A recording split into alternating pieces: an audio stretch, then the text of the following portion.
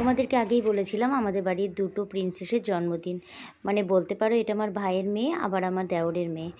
মানে আমার মাসির ছেলের সাথে মানে মাসির সাথে আমার হাজব্যান্ডের কাকার বিয়ে হয়েছে, তার মানে ভাই আর দেওর মিশে গেল। তো এখানে আমার ছেলে মেয়ে এসেছে, সবাই মিলে আজকে ওদের বার্থডে সেলিব্রেট করছি। এরা জানো তো টুইন্স, আর ভীষণ ভালো এরা। মানে একে অপরকে ছাড়া একটুও চলে না। ওরা ড্রেসও পরে সেম সেম, সব কিছু সেম সেম।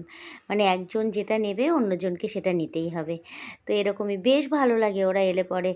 আর ভীষণ শান্ত, ভীষণ। কারোর বাড়িতে গেলে তুমি বুঝতেই পারবে না কোনো বাচ্চা এসেছে। কোনো জিনিসে হাত দেবে না, কোনো জিনিস কিছু করে না। খুব ভালো মেয়েরা। তো আজকে এদের জন্মদিন আর আমরা ইনভাইটেড ছিলাম। তো সেখানে গেছিলাম। আর এই যে কেকটা দেখছো, কেকটা কিন্তু বানিয়েছে ওদেরই জেঠু, মানে সঞ্জয় আমার হাজব্যান্ড, ওদের জন্য স্পেশালি। তবে অবশ্য ওর মা সব জিনিসপত্র কিনে এনেছিল, তারপর ওদের বাড়িতে গিয়ে কেকটা বানিয়ে দিয়ে এসেছে। কারণ ওরা একটু ভালোবাসে কেক খেতে, আর বলেছিল জেঠু বানিয়ে দেবে। তো ভালোই জানো, অনেকেই জানো আমি আমার হাজব্যান্ড দুজনেই কেক বানাতে পারি। তো সেখান থেকে বানিয়েছিলাম।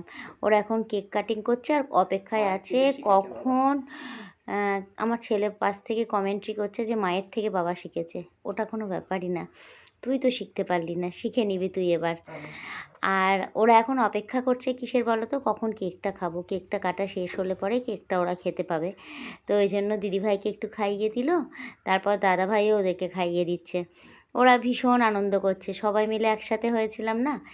আবার দেখো হয়ে গেল 2 বছর, ওদের বার্থডেতে আমরা থাকলাম, আমাদের ছেলে মেয়ের বার্থডেতে ওরা থাকলো একসাথে, বেশ সুন্দর কাটলো। 2 বছর পর তো এবার তো আমরা চলে যাব।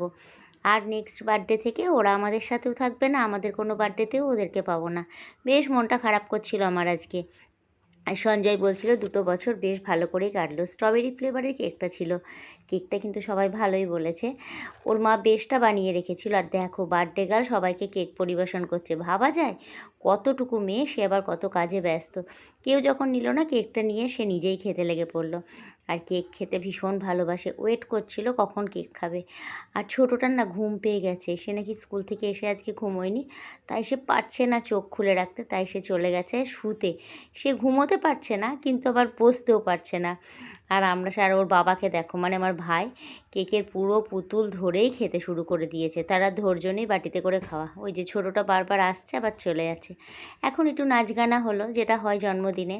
তো বাচ্চাটা একটু নাচছিল আর আমরা সবাই মিলে আনন্দ করছিলাম। ভালো লাগে ছোট বয়সের এই বাচ্চাদের উৎসাহিত করাটা ভীষণ দরকার, জানো তো। আর ভালো এরা, মানে নাচও পারে, গানও করছিল। ছোট বয়সে এইসব সব কিছু, শুধু পড়াশোনা নিয়ে থাকলে হয় না। তো অত খেয়েছি, তাই বাড়ি এসে আবার হাঁটতে বেরোলাম। এখন হেঁটে বাড়ি যাচ্ছি।